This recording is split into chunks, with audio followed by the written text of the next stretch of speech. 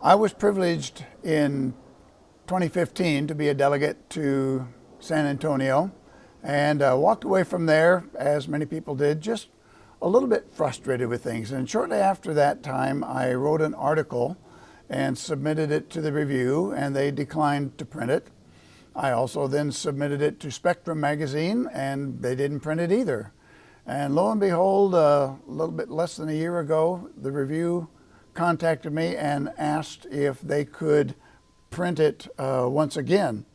And so, of course, I said yes. And I'd like to share parts of that with you. So I'm going to be reading a little bit, and then I'm going to be talking about it. So this will be a little longer than some of our devotionals, but not long. So stay with me.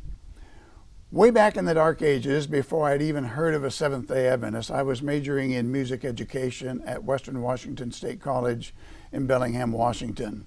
About a month before graduation, I dropped out of school because I knew that I didn't want to be a music educator, and I knew that that wasn't really my primary gift mix. So I just dropped out in my life in many ways. I did, and I do still love music. I was privileged in Napa, where we had an orchestra. I often was asked to conduct the orchestra, and I enjoyed that very much. And as you've been to an orchestra, you know that one of the first things that they do is they have the concertmaster or the first chair violin sound an A, or the person on the piano sound an A, and everybody tunes to that A. And it's critical that everyone be in unison with that particular A in order for them to play with good harmony and with what follows. Once they've done that and they begin to play, of course, we hear many different notes and sounds and variances, and it doesn't create discord. In fact, it creates a beautiful unity because they've all turned to the A. I love my church, but I've heard some annoying sounds over the last several years. It's a grating sounds that tells me that we're not all in tune with one another. I hear various sounds of our church orchestra trying to drown out the other, as if by volume alone they can put down the opposing thoughts. How do we get back on track?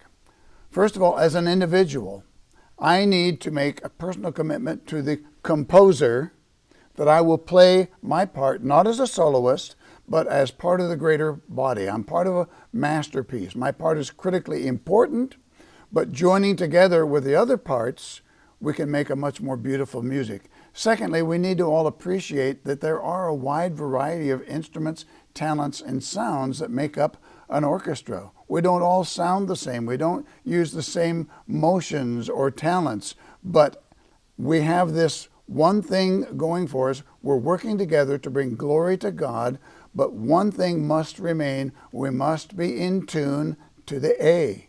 This unity doesn't come as a result of a conductor's demand, but rather it's the result of each instrument acknowledging the one true note. So what is our A? It is certainly not all to play the same instrument, not that we play the same line or the same tune or the same rhythm. To me, my A in the church is the atonement.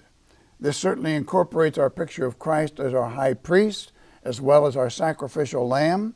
If we're not in tune with that one true note of the atonement and perhaps the adoption, the one note that binds us all together, then we are simply making noise. My prayer is that the leadership of this awesome orchestrated body that we call the church would clearly sound an A, and then encourage all the members, with all of their diversity, to be allowed to play their individual parts. God bless.